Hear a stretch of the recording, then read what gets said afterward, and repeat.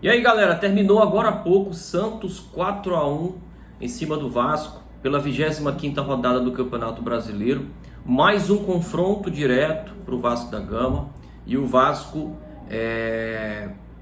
desta vez perdeu para o Santos, né? O Vasco que já havia vencido o América Mineiro fora de casa, uma partida dificílima e que eu acho que tem semelhança com essa partida de hoje. O Vasco então dessa vez perdeu pelo campeonato e está ali como o primeiro time fora da zona de rebaixamento. A gente vai falar sobre a classificação, mas antes disso eu acho que é importante trazer alguns pontos dessa partida que definiram o jogo, tá? Eu começo pelo pré-jogo.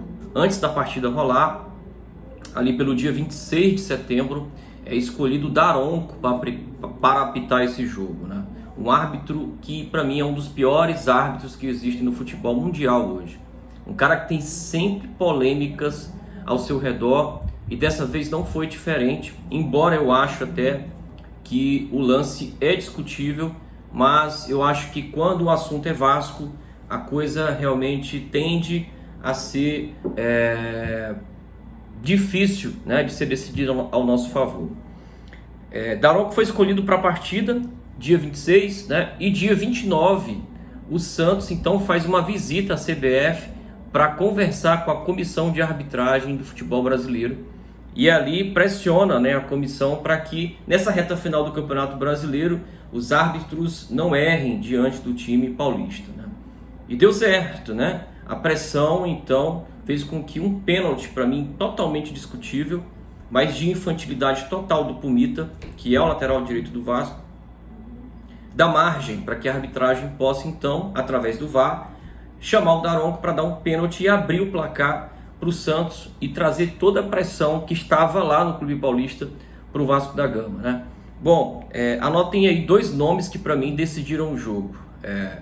O Pumita e o Sebastião, né? Atacante do Vasco. Pumita porque é um jogador que quase sempre compromete. Quando ele não consegue dar uma assistência, ele sempre entrega, não marca, é um jogador desatento, é um jogador relapso, é um jogador que na parte defensiva compromete e muito o sistema defensivo do Vasco. Pode perceber que praticamente todos os gols, com exceção de um gol, acho que o quarto gol, não acontece pela lateral direita do Vasco. Primeiro lance em que ocorre o pênalti é falha de marcação do Pumita, totalmente desnecessária a atitude que ele toma, porque o jogador do Santos não ia em direção ao gol, já ia saindo da área, inclusive, quando ele vem, tromba no jogador do Santos e dá então a margem para a arbitragem marcar contra o Vasco um pênalti mandrake, né? O segundo gol é uma desatenção total em bola parada, né? Dodô desvia no primeiro pau e aí no segundo tá lá o jogador do Santos livre pela lateral direita do Vasco, né? Pelo ponto direito da defesa do Vasco. E no terceiro gol do Marcos Leonardo, ainda no primeiro tempo, o jogador aparece sozinho para marcar novamente a lateral direita do Vasco. Então o Ramon Dias precisa corrigir isso. Eu não quero que o Robson Bambu, por exemplo, volte como opção para a lateral direita, mas Pumita para mim é um jogador que não precisa ficar no Vasco no que vem, tá? Se alguém tiver interesse no Pumita, vende, empresta, dá, mas é um jogador que compromete muito, né? E aí eu acho que o Ramon Dias pode buscar no elenco uma opção, né? Acho que deve ter alguém que seja melhor do que o Pumita, né? Senão teremos que ir até o final do campeonato com o Puma Rodrigues, sendo que tem que ter alguém que possa fazer a cobertura desse jogador medíocre, né? Bom, o Vasco então começa a se perder no primeiro tempo. Eu acho que isso é um ponto importante a ser discutido. Eu diria que é o terceiro ponto a ser discutido após o VAR e o Puma Rodrigues, que é, né, o aspecto emocional do time do Vasco. Diante do América na rodada passada, o Vasco foi absurdamente massacrado no primeiro tempo, com diversas chances do time mineiro, e o grande destaque ali era o Léo Jardim, que evitou uma goleada no primeiro tempo. E ali, com a expulsão do jogador do América, o Vasco então consegue ter a seu favor o cenário para o jogo e consegue vencer a partida. Mas naquela partida diante do América, o Vasco já se mostrava emocionalmente derrotado diante do time mineiro, né? E contra o Santos o cenário se repetiu, só que dessa vez a gente não teve a mesma sorte, né? O Vasco então, depois do gol de empate, ao invés de tocar a bola, botar a bola no chão e fazer com que o time do Santos começasse a se perder diante da torcida, afinal de contas o Santos vem em crise, poderia possivelmente o Vasco fazer 2-1 e a torcida do Santos ir contra o elenco, né, e pressionar o time do Santos, e aí, ao invés dos vascaínos perderem a cabeça, quem perderia a cabeça seriam os santistas, né? Mas aí a coisa desanda, o Vasco desatento no jogo, dá espaço e o time do Santos muito rápido consegue fazer 3-1.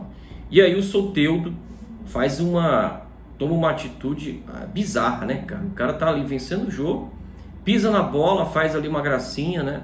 E o Sebastião consegue então provocar uma confusão, e aí o Medel é expulso, que é um jogador importantíssimo para o Vasco da Gama hoje, um líder dentro de campo e que fora de campo também representa a liderança, mas que perdeu a cabeça. Eu acho que esse é um ponto chave para a gente discutir num próximo conteúdo, porque Medel não pode se dar ao luxo de ir expulso numa situação como essa, em que o Vasco precisa muito dele nesse campeonato, né?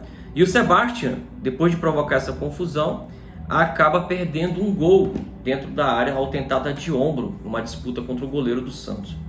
E aí o Vasco então começa a abrir mais espaços, né? O Ramon Dias começa a fazer algumas alterações, Payet entra em campo, mas Payet ainda não disse a que veio ao Brasil, e aí o Payet não surte efeito. O Vasco até melhora no jogo, né, com as substituições e com a pressão que o Vasco passa a dar no jogo, mas não toca a bola o suficiente, não finaliza o suficiente para causar uma pressão do Santos. E aí o Vasco acaba tomando mais um gol, e essa não foi maior a goleada, porque eu acho que o Santos desacelerou no jogo e aí realmente decidiu segurar a partida, né? Mas a meu ver, o Vasco precisa cuidar da parte emocional, né? O Vasco vem sofrendo com isso. Acho que o Vasco precisa controlar melhor, principalmente isso fora de São Januário, porque é um aspecto em que o Vasco tem muitos jogadores jovens, né? Tem muito menino da base, tem muito jogador que, apesar de não ser da base, é jovem, né? E não consegue lidar com isso. E eu acho que algumas peças do Vasco são importantes para controlar o emocional dos atletas, né? O próprio Medel, o próprio Maicon, né? Talvez ali o Léo Pelé, o Vegete também, né? São jogadores mais experientes. O próprio Payet. Então são jogadores que precisam chegar ali e concentrar os jogadores na partida, né? O Vasco pilhou muito diante do Santos, né? E aí o Vasco, na classificação, o Vasco então agora cai para a 16ª posição com 26 pontos, está à frente do Goiás, que também tem 26 pontos e que joga diante do Botafogo fora de casa, e o Goiás não pode pontuar, porque senão o Vasco volta para a zona de rebaixamento, né? O Vasco volta ao Rio de Janeiro para enfrentar o São Paulo numa partida dificílima. O time do São Paulo muito ajustado, Dorival Júnior fazendo um bom trabalho lá. O São Paulo que acabou de ser campeão da Copa do Brasil. E aí, realmente, o Vasco tem uma partida dificílima diante do time paulista, né? Mais um paulista pela frente. Bom, fica aqui a observação para que o Ramon Dias possa treinar o Vasco, né, para enfrentar o São Paulo. A partida será dia 7 de outubro, né, às 18h30. Dia 7 de outubro, deixa eu ver aqui no calendário que dia vai ser 7 de outubro. Dia 7 de outubro é um sábado, então o Vasco pega o São Paulo no próximo sábado, 7 de outubro às 18h30, partida em São Januário. E eu espero que o Vasco então consiga fazer realmente um campeonato em que consiga pontuar dentro de casa e buscar pontos difíceis, como foram esses 2 últimos jogos, diante de confrontos diretos. Em relação a confrontos diretos, o Vasco tem que estar com o emocional muito bem equilibrado, né? Diante do América já foi complicado, e diante do Santos o Vasco desestabilizou total. Os jogadores precisam entrar em campo e entender que no confronto direto a pressão está no clube dentro de casa. O anfitrião, o dono de casa precisa vencer, e com o passar do tempo, a vitória não chegando, a torcida começa a pressionar, ficar insatisfeita, e o Vasco pode tirar proveito disso e pode fazer um esquema de jogo para jogar realmente no contra-ataque, explorando a velocidade do Peck, explorando a qualidade de passe do Paulinho, explorando, por exemplo, bolas paradas com o Vegete, que é o que tem dado certo, né? Mas falta inteligência emocional. Espero que o Ramon Dias consiga ver e trabalhar isso de forma diferente para os próximos confrontos. Afinal de contas, o Vasco tem uma tabela difícil pela frente, né? O Vasco tem aí o São Paulo, né, em São Januário. Enfrenta o Fortaleza também no Rio de Janeiro e já tem um clássico diante do Flamengo ainda no mês de outubro, né? E aí recebe o Internacional em São Januário e tem um confronto direto ali no final do mês contra o Goiás. O Vasco precisa realmente pontuar em todos os jogos, né? Bom, mas esse é o meu vídeo. Se você gostou, deixa aqui o seu joinha, deixa o like, compartilha, né?